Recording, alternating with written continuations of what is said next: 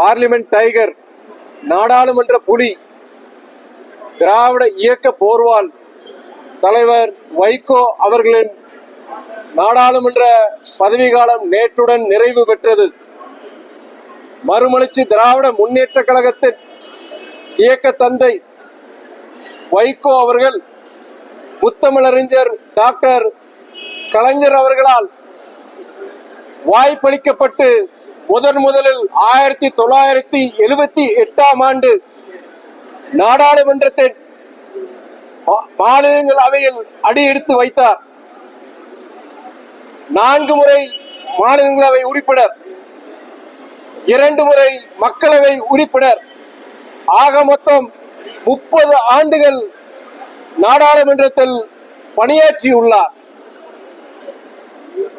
விடுதலை இந்தியாவில் பண்டித ஜவஹர்லால் நேரு, லால் பகதூர் சாஸ்திரியை தவிர்த்து இந்திரா காந்தி அம்மையார் முதல் இன்றைய பிரதமர் நரேந்திர மோடி வரை நம் நாட்டின் 12 பிரதமர்களுடன் நாடாளுமன்றத்தில் வாதம் செய்துள்ளார். அதே வேளையில் அவர்களின் நன்மதிப்பையும் பாராட்டுகளையும் பெற்றுள்ளார். ஏழை எளிய மக்களின் குரலாக, ஒடுக்கப்பட்ட மக்களின் குரலாக, குரலற்றோரின் குரலாக,